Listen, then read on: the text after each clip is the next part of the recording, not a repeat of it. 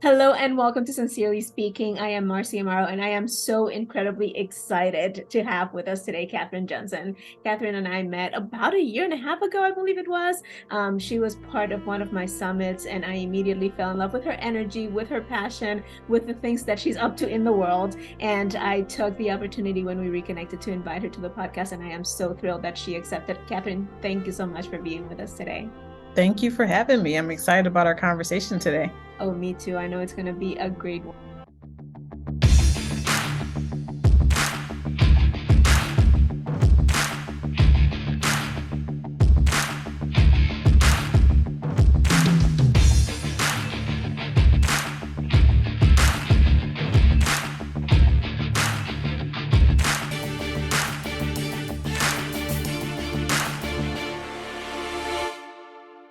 So get us started by talking a little bit about your journey. How did you end up where you are today and what is your focus in business? Oh my goodness, my journey. So let me go back. It started near the end of 2017, I would say, when I was in my career trying to figure out what was next on my journey. I thought I was going to either continue with my education, like get a PhD, or go back and get some more certifications. And after spending 6 months trying to decide what I wanted to do, I realized that I didn't really want to do any of those things. And I felt like I was at like an impasse in my career and trying to figure out what was next and what I really wanted to do. And full circle moment was I decided that I didn't want to continue to try to climb this corporate ladder and try to advance myself by getting more education and qualifications for my career, that I wanted to do something else more meaningful and more purposeful. So at the time, I was like, well, what does that mean for me? You go through the whole process of, well, what does that mean? What do I like to do? What do I want to do? And that led me to coaching. And when I found coaching, it was so interesting because I had always been like the type of person that's always being like, that voice of reason or being the positive person or helping others out. So when I found out what coaching was and I really learned what it meant, I was like, oh yeah, that's perfect. That's exactly what I'm looking for. That's exactly what I want to do, because I really felt like I wanted to help others and be of service to others and assist others on their journeys and things like that. So I simply enrolled in the coach training program to give myself some type of foundation for what coaching is and learn about different methodologies and processes for how to support people through coaching. Mm-hmm. And that turned into like, I didn't start it with the intention of me like starting a business or, becoming a coach, entrepreneur, all this stuff. It just really was me wanting to do something to be of service and to help others.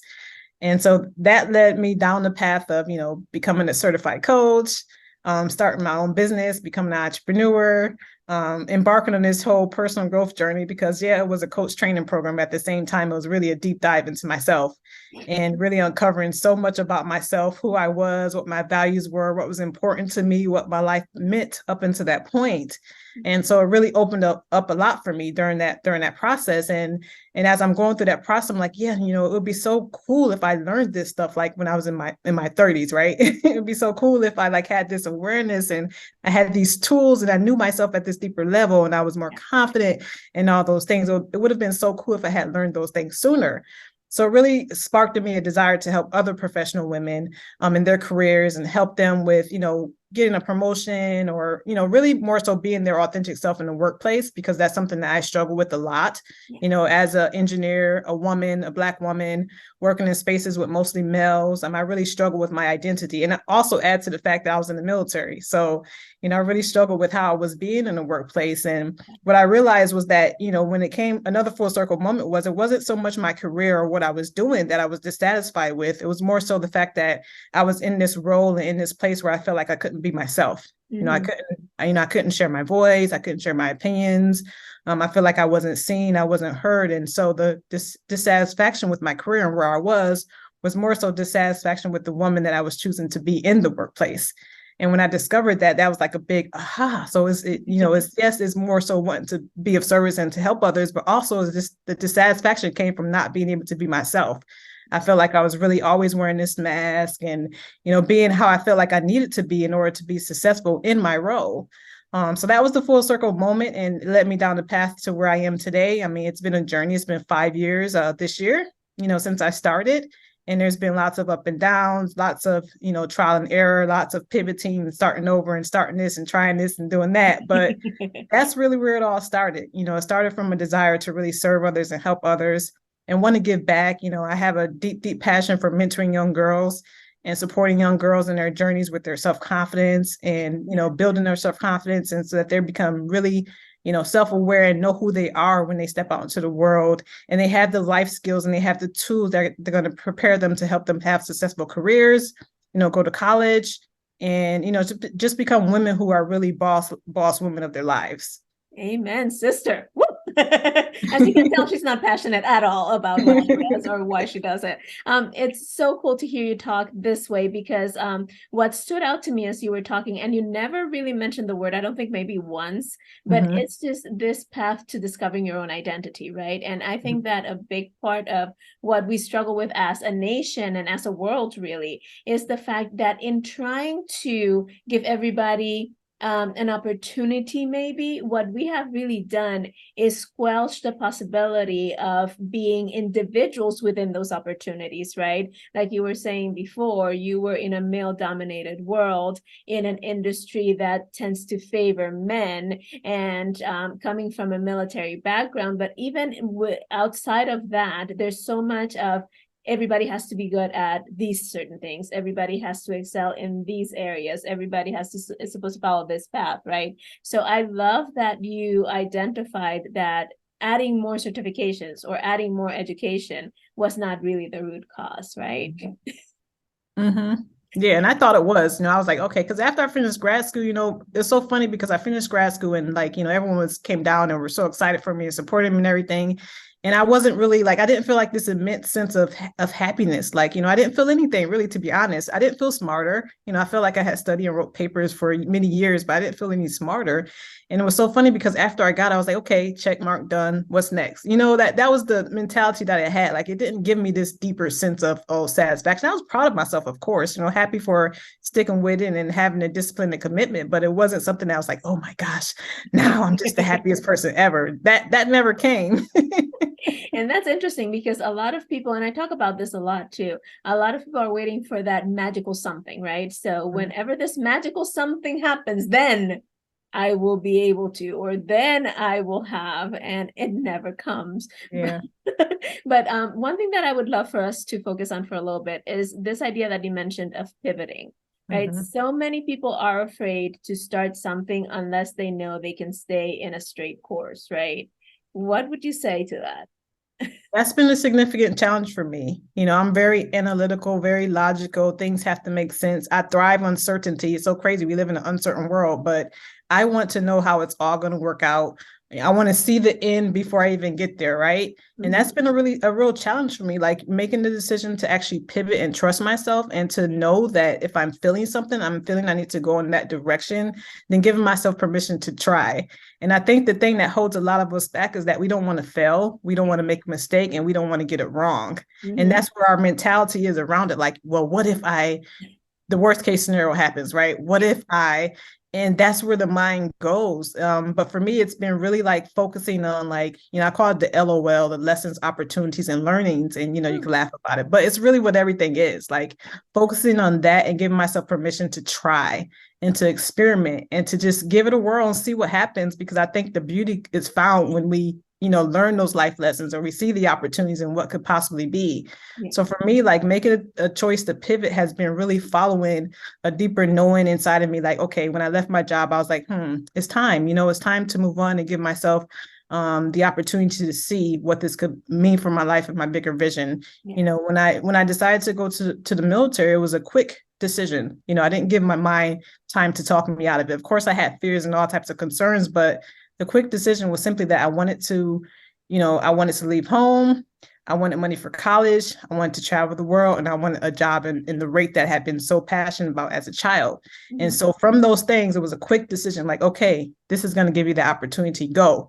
Yeah. And all the greatest moments of my life have been when I have made those swift decisions and really not giving myself time to really rationalize or talk myself out of it based on what I feel inside. I feel like this is the best decision for me at this time in the moment, and go. Now, not all of them have turned out wonderful. I've learned great things from it along the way, but I think that's what I would tell people, give yourself permission just to see what could happen, what could be on the other side. Trust your inner guidance and knowing. and lean on that. And I know that sounds like, oh my gosh, that sounds so simple. It's not simple, but it's a process of learning to like trust that, Yeah. trust what you're feeling and give yourself permission to pivot and to make a change. Yeah, it has been my experience that for a lot of people, particularly like you said, those who tend to be more analytical, right? The decision-making process can be so almost traumatic, right? It can be so daunting and so fear-inducing.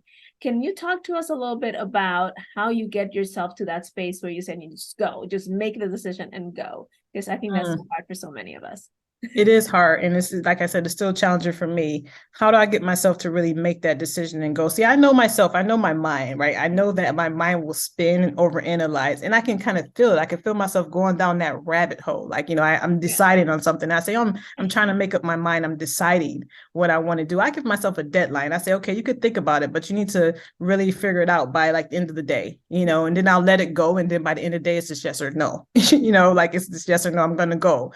Or if it requires some research, I'll do a little research, but it's like, okay, now, yes or no, what are you going to do? Sit with it and see what feels good. But yeah, it's really challenging. I think that for most people, what I found to be helpful, like in the moment, is to really, sometimes I just have to let it go, because in me letting it go, I'm giving my mind a chance to let it go as well. And when I let my mind let it go, then I'm not giving my mind the opportunity to really overanalyze it, to think about it, to process it, to, do all the what if scenarios. I let it go. I take my attention and focus on something else.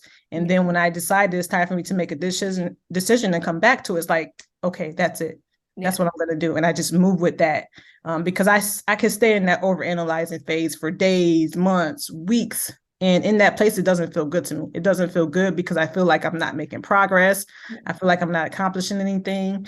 And so when I find myself feeling that way, and usually sometimes sometimes I can't really pinpoint why I'm feeling that way, but I know that, oh, it's because I haven't made the decision about this thing in my life, or I haven't decided on what I want to do about this.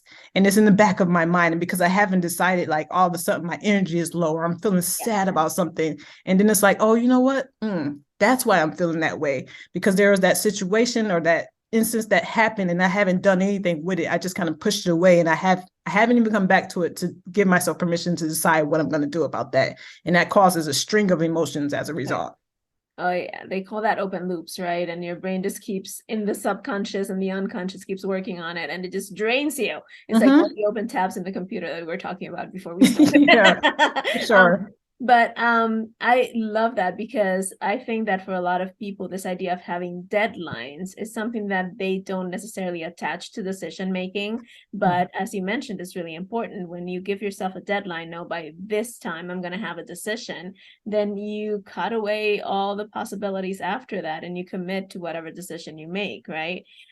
Now, for me in particular, one of my biggest struggles is once I make the decision and I start moving, anytime anything doesn't go exactly as I thought it would, I start second guessing my decision, right? Now, I've obviously developed a process, but I would love to hear, what do you do in those moments when you're in the middle, you made the decision, you're right knee deep in doing whatever it is that you decided to do, and then you're like, wait.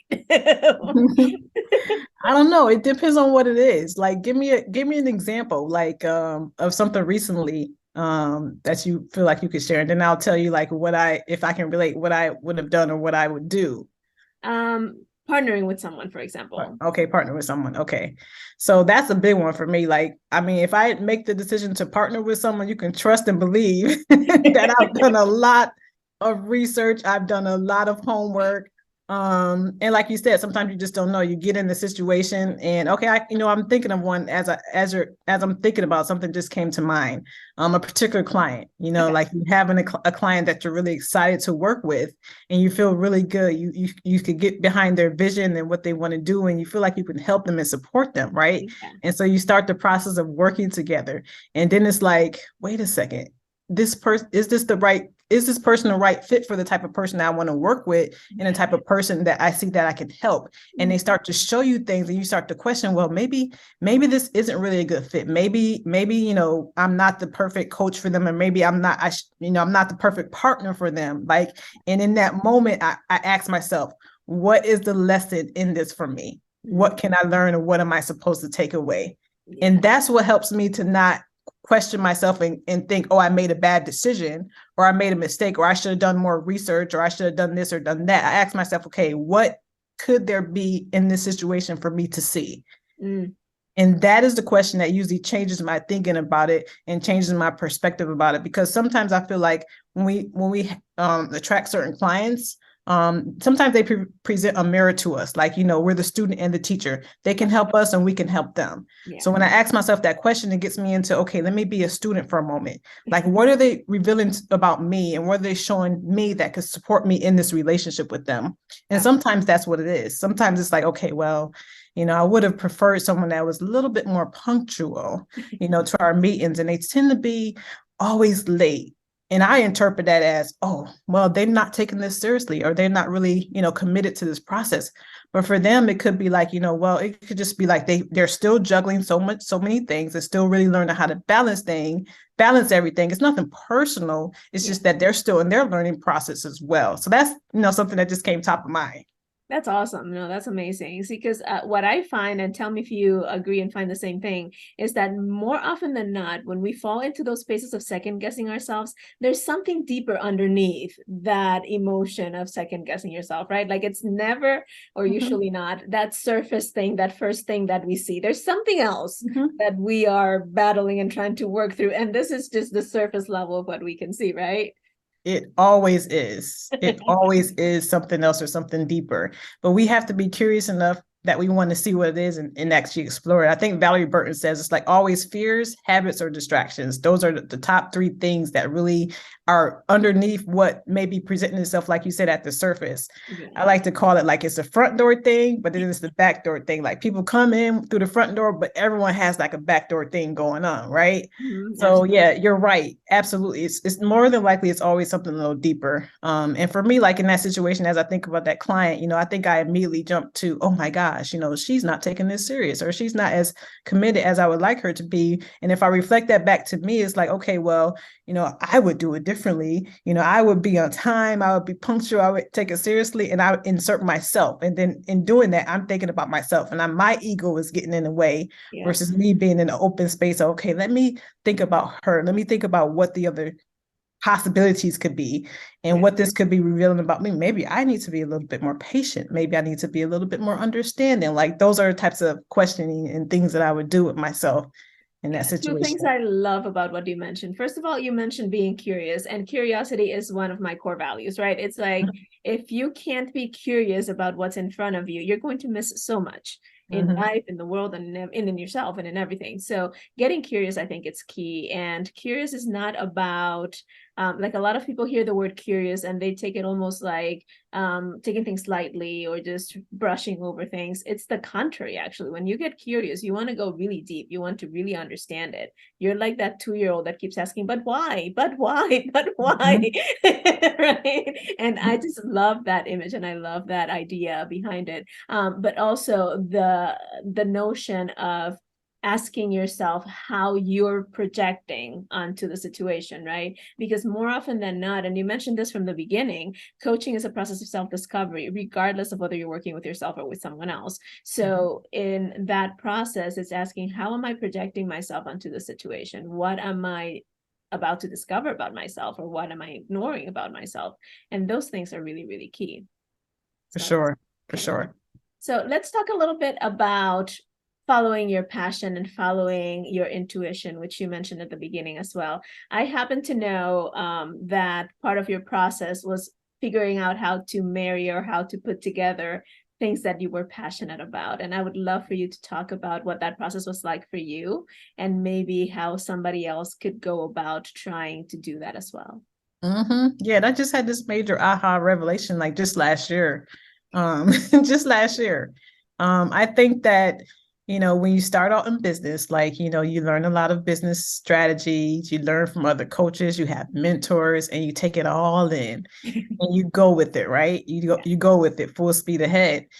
And I think that, for me, like a big part of the process was me like really wanting to do business right. I took in so much information from books, coaches, mentors, and things like that. And I had this attitude of, I want to do things right.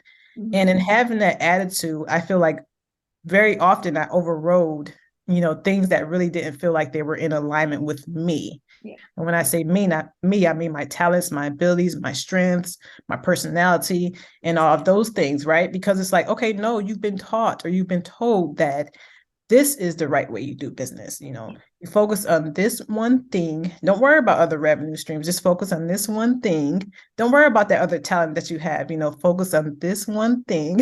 you know and so, like, that whole attitude of, okay, I gotta do business right. No, that's not what I was taught. That's not what I was told. That, I feel like that really held me back in my business a little bit. But at the same time, I feel like it was an opportunity. Yeah. Looking back, I know it was an opportunity. But I say all that to say that, I left tech with the ideal that, okay, I'm done with tech. I'm tired of tech, and I'm completely done with that chapter of my life. And I jumped all into coaching, like all in. So, taking the classes, the going to school, all in, learning. Yeah. And then I added the business part of it, right? So now I have the coaching and I have the business, and I'm like trying to make them both work, trying to see how it all fit, trying to find my niche, trying to find who I want to work with. And over the years, it's been changing. Of course, I've changed my niche, changed my target audience, changed what I think I want to do. All of it has been learning. But I say all that to say that, full circle moment last year, I was working with a consulting client, and we were working on an issue, and one of the guys reached out to me, and it was late at night, and I really wasn't supposed to be like looking at any emails or requests or anything like that. But when he sent it to me, I was like, I'm curious about that. So I logged into my system and I started researching. My brain loves research. My brain loves analyzing, figuring things out, finding solutions, finding the answers, right? And I really have a deep technical knowledge. So like when I'm putting all this stuff that I know about tech, and I'm digging and research, I'm like, okay, no, this is it. Oh no, that's it. Oh, this is the problem. Let me tell you, like I felt such an immense sense of joy in that moment. I was like, man, this feels good. I miss this. I miss this part of tech. I miss this part of this part of my brain being able to do this type of work.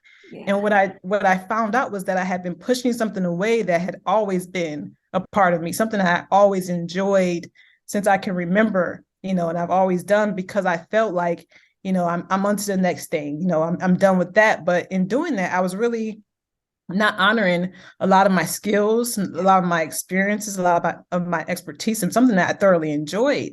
So that was a big aha moment last year. It's like, hey, no, this gets to be a part of my business too. Like this gets to be a part of it. I can merge, tech. I can merge tech with coaching. I can do them both. It doesn't have to be an either or. Yeah. And I feel like oftentimes we feel like we have to choose. We have to choose the thing, and that can be the only thing. And I heard something so powerful and so magical from Justin Michael Williams, the end of last year, which kind of cemented this thing for me. He was talking about, passion and purpose and your calling and all of those things. And he was just talking about how like it's this big misconception that if you have this purpose or you have this passion, then that needs to be the thing that you have to go all in. And that's the only thing that you're supposed to do. But he was like, well, how much sense does that make if you actually have a job that you actually thoroughly enjoy and it feeds you, it doesn't drain you, you're challenged by it, and you like waking up every day and going to the office and being in the role that you're in? What if that's your story, but you also have this passion and this purpose for gardening, and you do it outside of work and it fulfills you, you plant stuff, you grow stuff, and it just feeds you in a whole nother way. Do you leave this part of yourself or life that you enjoy because it's not the thing, it's not the purpose passionful thing, but it's something that also feeds you in a different way, to go for this gardening, quit everything and become a full-time gardener and throw everything in that? Do you do that? Do you have to make that choice? You don't have to make that choice, right? It doesn't have to be an either or. Absolutely. And that just kind of freed my spirit, because I'm like, you know what? I've been trying to make it an either or. Like, it's going to be tech, it's going to be coaching, either or, but it can be whatever I want it to be. It can be and it could look different for me than it looks for other people. And I think that's something that coaches don't often tell. Your mentors are often afraid to say that. Yeah. Your business can look different than anyone else's. And I think the other part of it is that most times when you come across people who are successful in business, I think we forget the fact that they've been doing it for a while and that they've actually tried and experimented as well. They've changed, they've pivoted, they've dropped things and started new things and went back to old things. Like, that's part of the process. And I think that, we don't hear that enough, that that's okay. And everyone has that sweat equity they need to put in and to learn and to figure things out.